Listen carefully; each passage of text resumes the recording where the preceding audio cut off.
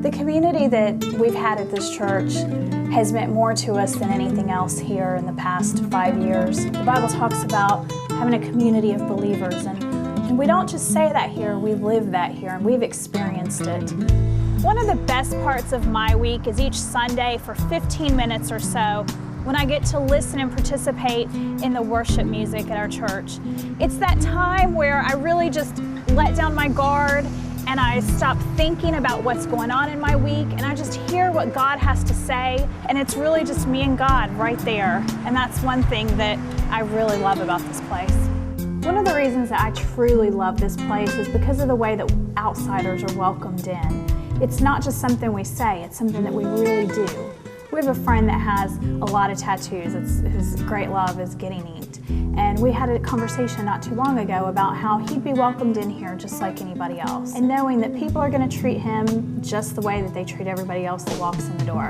He's worthy of God's love just like the rest of us. And I love the fact that at this place, people know that. There are so many things that we love about this church, but probably the biggest thing that has touched us has been the community. We talk a lot here about community, being a community of believers, and we have community groups. And we've experienced that to its fullest. We've been through some tough things in the past year and a half.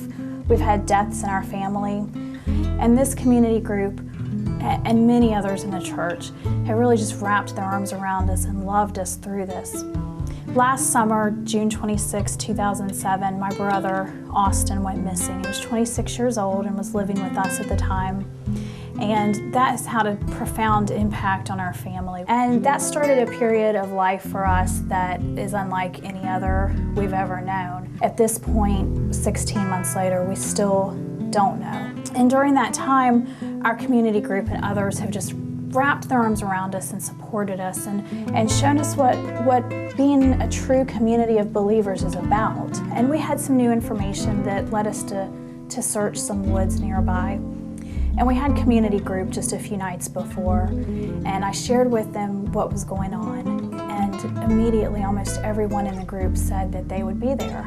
People showing up from our community group and bringing breakfast for us and coming with walking sticks and boots and mosquito repellent and really prepared to go out and participate in the search.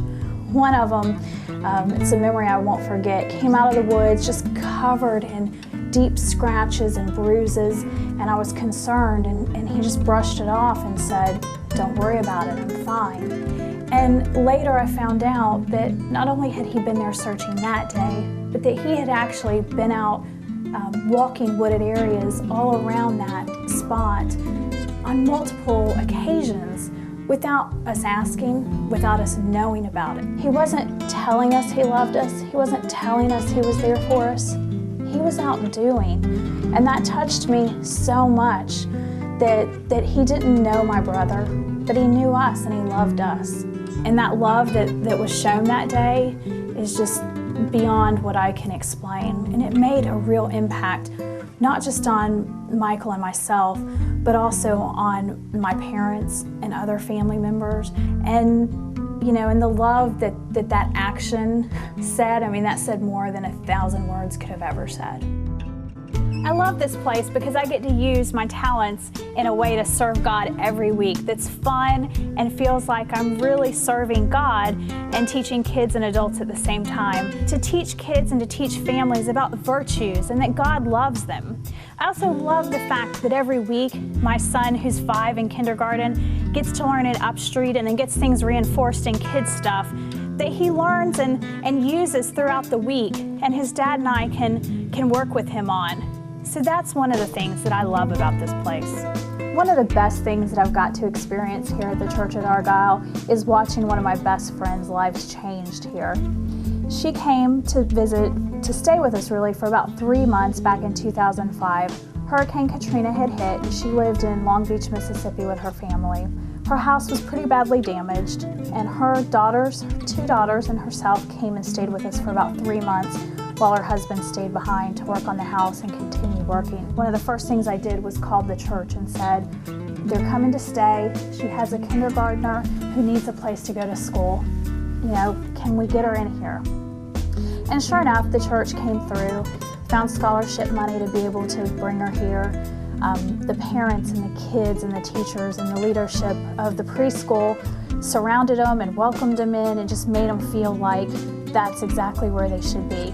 And it set them up to really then be open to experiencing the church as a whole. This is the first place where she felt like not only did God love her and just see her for who she was, but that the people here recognized that too, that it didn't matter what her background was, it didn't matter where she had come from or what she had done, that she was just as worthy as everyone else.